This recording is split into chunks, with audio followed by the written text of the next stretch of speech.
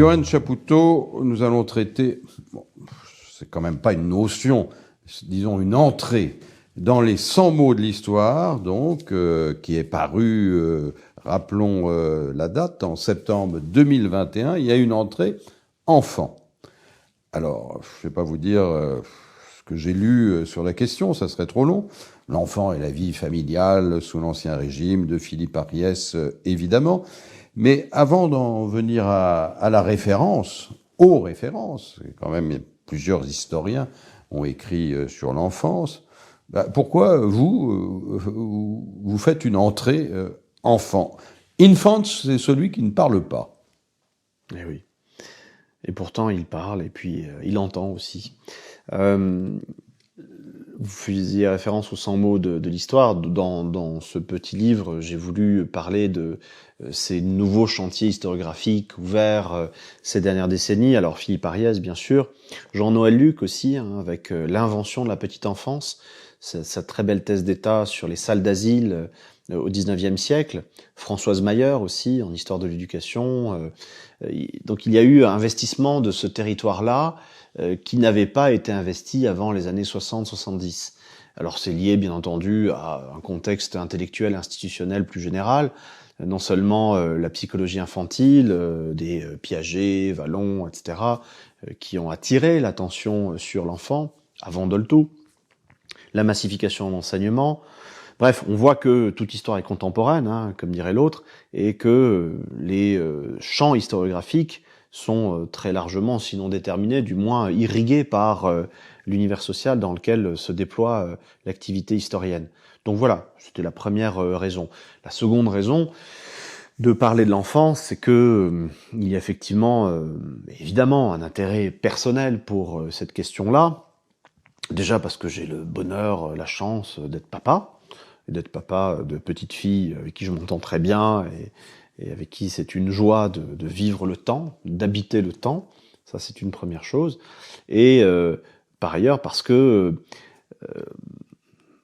c'est un lieu commun que de le rappeler, et encore une fois, les psychologues pourraient le dire mieux que moi, beaucoup de choses se jouent dans l'enfance, beaucoup de choses dans le rapport au temps, et beaucoup de choses dans le rapport à l'histoire. Pour ce qui me concerne, très clairement, ça s'est noué à ce moment-là.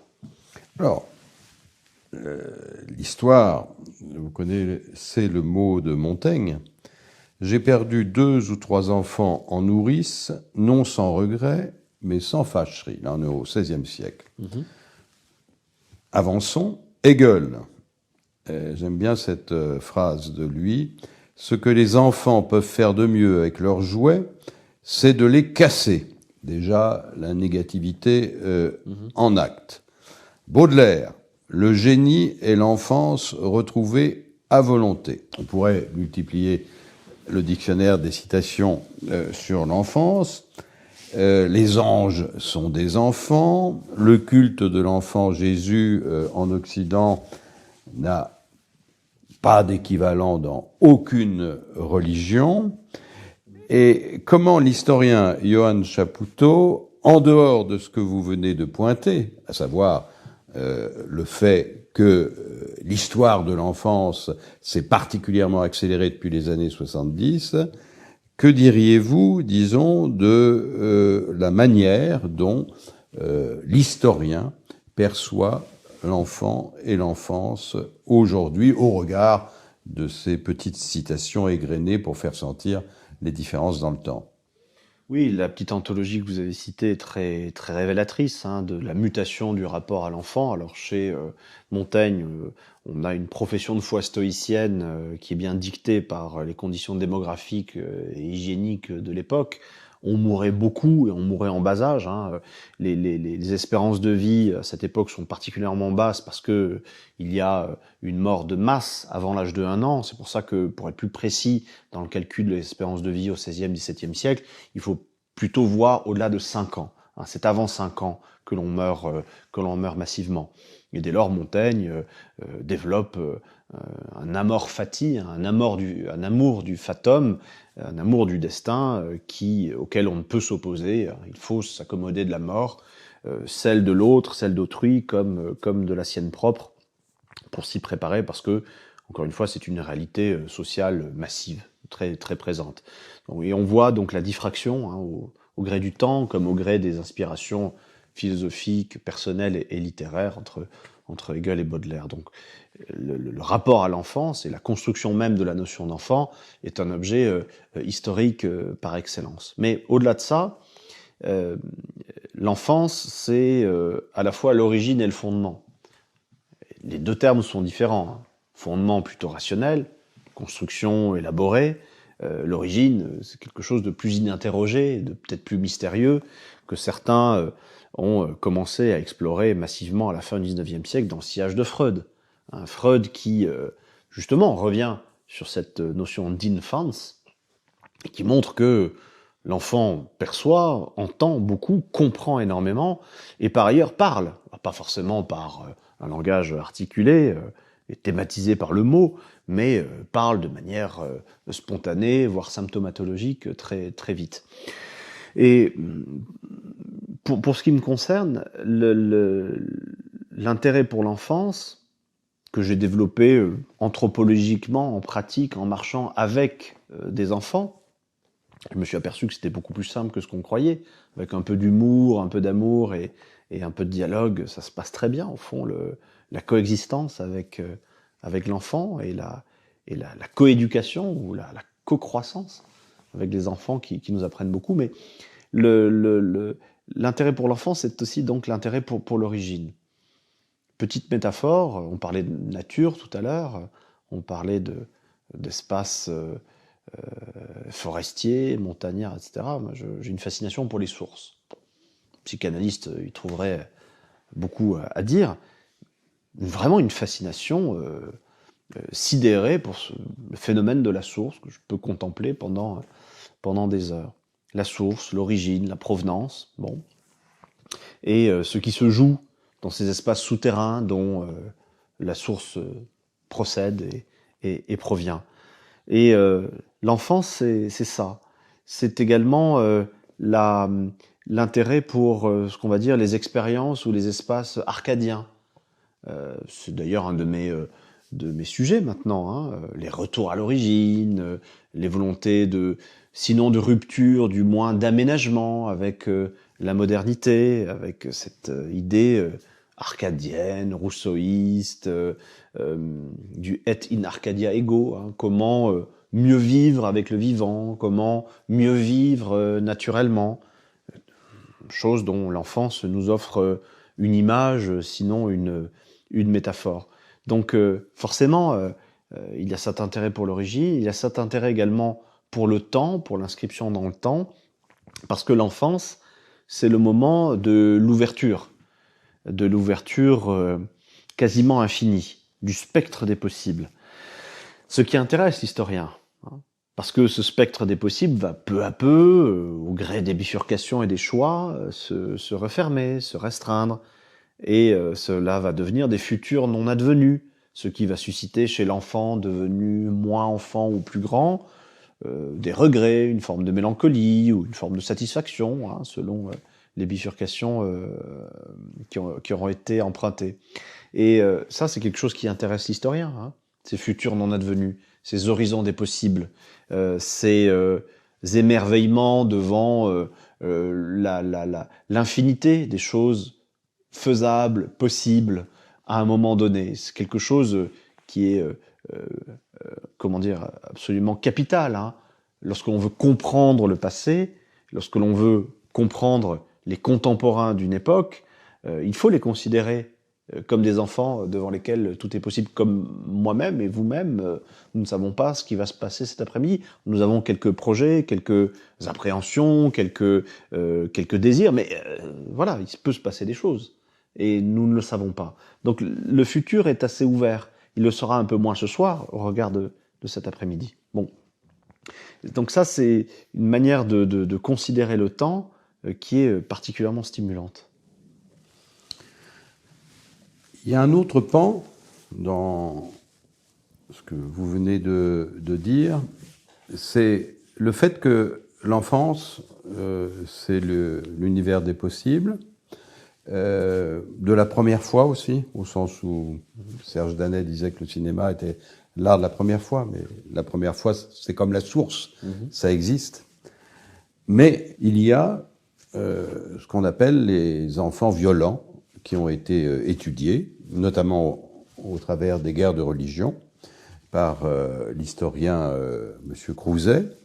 Et on se dit, en lisant ce qu'ils ont fait à Coligny et à d'autres, c'est-à-dire comment ils se comportaient vis-à-vis des cadavres et comment ils étaient déchaînés, c'est du passé. Et en fait, on s'est aperçu avec le Rwanda que c'était pas du passé. Donc, comment vous abordez cette question de la violence, justement, des enfants qui peut sans doute se retrouver aujourd'hui, peut-être en Ukraine ou ailleurs?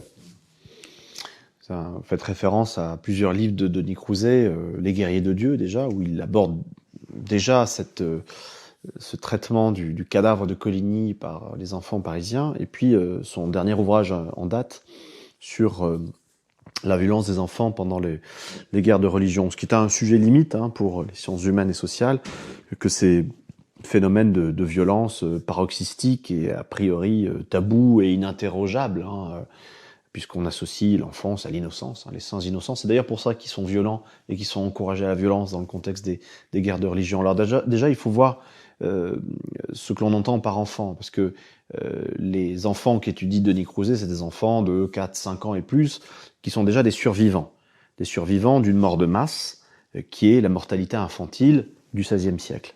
Ensuite, ce ne sont plus des infants ou des infantes, ce sont des enfants qui parlent par le langage articulé, le vocabulaire, mais également par l'acte, par la pratique, par le geste. Et ce sont des êtres qui sont déjà structurés, voire suturés de social. Ils sont déjà investis par le monde social. En l'occurrence, par le monde des adultes, qui leur a fait comprendre, ou qui leur a appris que, enfants, ils étaient semblables aux saints innocents des Écritures. Ils étaient donc le bras armé de Dieu par excellence. Et dès lors, ils avaient à accomplir, sous une forme rituelle, des actes sur le corps des hérétiques. Et cette violence-là, elle est suscitée et encouragée par les adultes, qui vient, en retour, rassurer les adultes et légitimer les adultes eux-mêmes dans leur propre violence. Parce que lorsqu'on assassine Coligny, c'est une chose, mais lorsque l'on livre son cadavre à la violence de l'enfant qui va l'énucléer, l'émasculer, l'éviscérer après l'avoir éventré, et le décapiter, je crois, avant de le jeter à la Seine, eh bien, cela rassure et légitime l'adulte, puisque l'enfant, dans sa sainte innocence, bras armé de Dieu, glaive de Dieu, a montré l'abjection et la laideur de l'hérétique par cet acte-là. Donc c'est une violence qui n'a rien de spontané, elle est socialement construite, et elle est voulue et encouragée par les adultes, et c'est pour ça qu'elle peut se produire. Ça vaut pour le XVIe siècle, comme cela vaut évidemment pour le phénomène des enfants guerriers sur n'importe quel théâtre d'opération. Pour ce qui est du nazisme, par exemple, ces jeunesses hitlériennes qui, parfois très jeunes, terrifiaient les soldats américains qui progressaient en Allemagne parce qu'ils avaient affaire à de jeunes fauves qui les harcelaient et qui les tuaient. C'est une preuve supplémentaire de cette violence-là, encore une fois, socialement construite. Alors, vous avez participé au documentaire de Christian Delage, Les femmes dans le projet nazi, qui est sorti en 2021. Et vous êtes l'historien qui avait étudié très à fond la situation des femmes sous le nazisme. Et là, c'est vrai, votre lecteur est interloqué quand on comprend que le nazisme a pu être un régime émancipateur pour les femmes. Est-ce que vous pourriez employer la même phrase au sujet des enfants? C'est plus difficile d'employer l'expression même de régime émancipateur, parce que les enfants, ils suivent les adultes. Donc, qu'est-ce que vous diriez de particulier en tant qu'historien du nazisme, là pour le coup, sur la situation des enfants et d'un point de vue interne et externe, si je puis dire? Alors, l'assassinat des enfants dans le bunker, c'est l'assassinat des enfants Goebbels. Oui. C'est un meurtre perpétré par les adultes sur des enfants parce que ces adultes considèrent que la fin du monde est arrivée.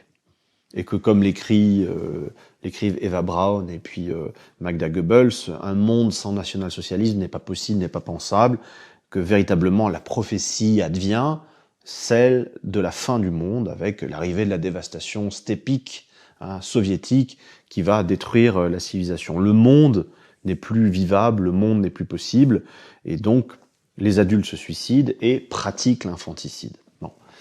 Ce qui est une situation limite qui dit bien la vérité du nazisme. Pour ce qui est du rapport des enfants eux-mêmes à l'univers nazi, hélas, ils l'ont vécu comme un moment d'émancipation. Bien sûr, puisque, et d'ailleurs les nazis ont joué grandement, aller aux jeunesses hitlériennes, c'était comme aller au scout, puisque les jeunesses hitlériennes étaient un décalque de l'invention de Baden-Powell. Ça visait à endurcir, à aguerrir, à former des cadres, non plus pour l'Empire britannique, mais pour l'Empire nazi. Et c'était surtout un univers autonome au sens littéral, où l'enfant se donne à lui-même sa propre norme. Jugend führt die Jugend, c'était un des slogans des jeunesses hitlériennes. La jeunesse conduit, dirige, commande à la jeunesse. Et c'était un lieu où on s'émancipait des églises, des familles, où on était libre, où on faisait des activités heureuses, joviales, auxquelles on n'avait pas accès dans l'univers de la famille. Je relisais récemment l'autobiographie de Günter Grass, Beim Häuten der Zwiebel, le peu dur d'oignon, je crois, en français. Il raconte que les jeunesses hitlériennes, puis le service allemand du travail, c'était absolument merveilleux pour lui, qui venait d'un milieu très modeste, très contraint, dans un espace très confiné, où il était soumis au regard permanent des parents, il n'était libre de rien. Là, c'était l'émancipation. Et c'est important de le dire parce que le moment nazi a hélas été un moment désirable pour beaucoup, qui en ont joui, qui en ont profité matériellement, psychologiquement, physiquement, et bien entendu pour les femmes aussi. Alors là, les nazis avaient une idée totalement aliénante des femmes, mais en réalité, dans la pratique, comme ils ont envoyé 18 millions d'hommes sous l'uniforme, comme ils ont littéralement vidé l'Allemagne de ces hommes, ils ont de fait, et malgré eux, émancipé les femmes en les inscrivant dans des fonctions sociales auxquelles normalement elles n'avaient pas accès. Et c'est ensuite, après la fin de la guerre, que à l'Ouest, pas à l'Est, mais à l'Ouest, les démocrates chrétiens vont siffler la fin de cette récréation-là et rappeler les femmes à leur vocation naturelle supposée, c'est-à-dire celle d'une matrice, non plus de la race, puisque le mot était passé de saison, mais du moins de la famille, de l'ordre social, sachant que l'espace public devait être réservé aux hommes. Et c'est pour ça que en Allemagne de l'Ouest, il n'y a pas eu de crèche, il n'y a pas eu d'institution sociale permettant aux femmes d'avoir une profession et des enfants, contrairement à l'Est. Alors, je vais vous faire rebondir sur un point. Freud, on l'avait oublié, mais vous l'aviez cité au début, l'inconscient et l'infantile en nous. Mm-hmm. Un de vos collègues, que vous connaissez bien, Hervé Mazurel, donc vous savez, a écrit un livre qui s'appelle L'inconscient ou l'oubli de l'histoire. Un livre absolument somptueux. Qui induit, selon lui, et prouve que nombre d'historiens n'ont pas été assez attentifs à l'historisation de l'inconscient, et donc, de ce fait, reproche indirect fait à une certaine psychanalyse d'être trop anhistorique. Alors, comment vous articulez ces deux points, l'inconscient et l'infantile en nous, et l'idée que finalement, il n'y a aucune raison que l'inconscient ne fasse pas partie, disons, d'une historicisation possible, dans la mesure où celui-ci renvoie de toute façon toujours à l'infantile en nous. Le livre d'Hervé Mazurel, c'est un livre pétillant d'intelligence, comme le personnage, et aussi nourri par une érudition absolument époustouflante. Mais qui n'est pas une érudition gratuite, qui est une érudition qui fait sens à chaque fois. Et ce que dit Hervé, c'est quelque chose d'assez simple, mais d'illuminant, si vous voulez. C'est que la création de l'inconscient, ou la découverte de l'inconscient, par un monsieur qui s'appelait Sigmund Freud, qui était issu d'une famille juive, qui était médecin à Vienne à la fin du 19e siècle, eh bien, cette invention de l'inconscient, elle est située socialement et historiquement. Et qu'elle est pétrie de cette historicité-là. Freud, juif qui avait des problèmes avec son papa, insiste beaucoup sur les papas et insiste beaucoup sur la loi. Les juifs, peuple de la loi. Avec les quelques 500 et les quelques prescriptions de l'Ancien Testament. Il y avait de quoi être sensible à la notion de norme et à la notion de loi. Freud, viennois de la fin du 19e siècle, cultivé, bachelier puis étudiant, nourri d'antiquité classique, insiste sur le concept d'Œdipe. CetŒdipe qui sera revisité ensuite, cum grano salis, par Jean-Pierre Vernant, dans un article célèbre intitulé «Œdipe sans complexe ». Attention à la lecture freudienne d'Œdipe, revenons plutôt à la lecture des Grecs, dit Jean-Pierre Vernant. Donc tout cela est éminemment situé dans un lieu et dans un temps. Et le titre de l'ouvrage d'Hervé, c'est l'inconscient ou l'oubli de l'histoire. Mais on ne doit jamais oublier l'histoire. Tout entre sous la juridiction de l'historien, pour parler en termes très normatifs, très freudiens, parce que tout est historique, tout est pétri d'historicité, y compris ce qui semble être structural, anhistorique, transpériode, universel, invariant. Hervé rappelle très justement que, attention à l'hypothèse de l'invariance, c'est l'hypothèse ultime quand on a épuisé toutes les autres explications. On doit recourir à l'invariance que vraiment in fine. Voilà. Et géographiquement comme historiquement, synchroniquement comme diachroniquement, l'inconscient varie, bien sûr. Mais il y a quand même un invariant dans le cas de l'enfant et de l'enfance. C'est la néothénie. Il faut 3 ans pour faire un petit de l'homme. Absolument. Et alors, vous avez parfaitement raison de rappeler cet invariant-là. Quand on s'interroge sur la nature de l'homme, ça c'est une interrogation récurrente, notamment à des moments où l'anthropologie, c'est-à-dire le discours sur l'homme, a été particulièrement présent, l'Antiquité grecque, la Renaissance, les Lumières. On s'est interrogé donc sur cette nature de l'homme, sur ce que l'homme est, littéralement, étymologiquement, à la naissance. Natura, ça vient de nascor, naître. Et force est de constater, quand on lit Aristote, comme quand on lit les rapports sur Victor de l'Aveyron, sur les enfants sauvages à la fin du XVIIIe siècle, force est de constater que si l'homme a une nature, c'est de ne pas en avoir. C'est-à-dire que si un chat est un chat très rapidement, au bout de quelques jours, même moins, un petit homme ne devient petit homme que, 1, dans la compagnie des hommes, et 2, progressivement. C'est là qu'on revient de manière émerveillée, au fond, au génie d'Aristote, qui définit l'homme comme étant zoon logikon, animal de langage, zoon mimetikon, animal de mimesis, animal d'imitation. C'est en imitant mes parents et mes proches que je deviens ce que je suis.